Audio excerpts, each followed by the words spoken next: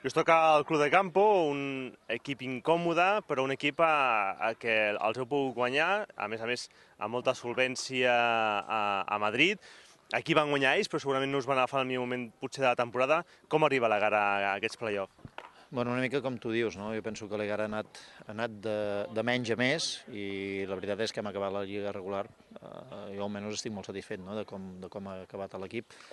Tot i així ja sabem que els play-offs no té res a veure i són partits diferents, són partits especials i les golejades que hem vist tant aquí a casa com a casa seva segurament que ara no es veurà, seran partits més ajustats, més igualats i que bueno, segurament que es decidirà poder en els minuts finals. No? Quin tipus de partit preveus? Un partit, tu dius, igualat, en què es pugui solucionar per petits detalls, el penal corner serà fonamental. Com ho preveus, això? Sí, jo penso que serà un partit on aquests petits detalls que tu dius és el que et pot fer decantar doncs, el resultat. No? I en aquest sentit nosaltres som conscients de que moltes vegades hem comès petites errades, que aquestes petites errades en partits importants doncs, ens acaben costant la victòria. No?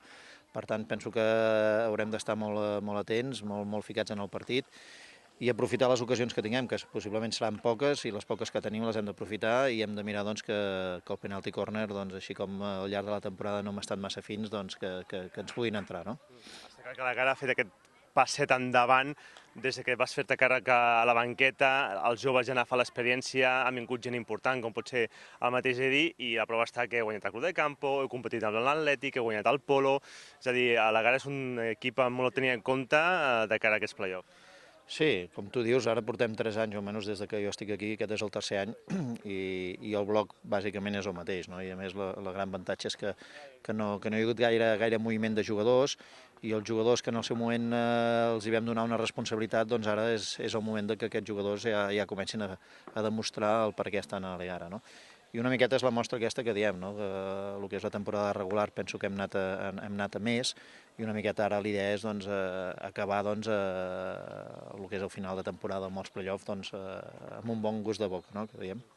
Està clar que el factor camp ha de prevaldre almenys aquest diumenge, és a dir, s'ha d'omplir Pla de Bonaire, ha de ser el recolzament de l'afició, ser aquest 12è jugador perquè ells se sentin molt pressionats i poder viatjar amb el primer punt d'eliminatòria allà a Madrid. Sí, la veritat és que home, jugar a casa sempre és un plus, no? És un plus pels jugadors perquè coneixen millor el camp, pel fet de tenir els familiars, els amics i el públic en general, no?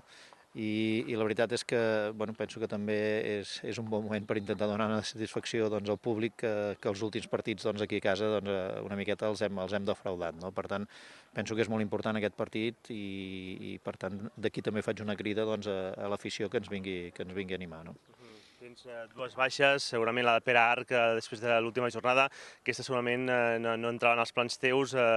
Com solventes aquestes dues baixes del Vicenç i del Pere? Sí, la veritat és que bueno, el Vicenç, les dues baixes són una llàstima, no? Perquè són jugadors que han estat treballant molt bé durant tota la temporada i tothom desitja arribar al final de temporada i poder jugar als play-offs, no? I malauradament no hi podran ser, no? I el Pere Arc, com el cas del Pere Arc, doncs, vam tenir la mala sort doncs, que el diumenge passat doncs, contra el Terrassa, doncs, amb una jugada una mica desafortunada, doncs, va rebre un cop fort i bueno, té la mà trencada, no?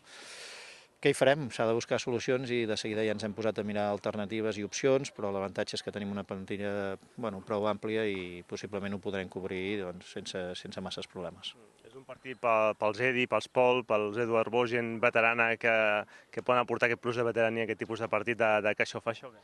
Sí, de fet, precisament aquests són els partits que a tothom li agrada jugar, no? I són partits doncs, que hi ha una certa tensió, que hi ha un cert nerviosisme, i per tant aquests partits penso que són on realment els jugadors que realment tenen nivell és on treuen tot el seu potencial, no? I precisament si a tothom li agrada jugar, precisament aquests partits, aquests jugadors que acabes de comentar, són els partits que més disfruten i que per tant possiblement també més disfrutarem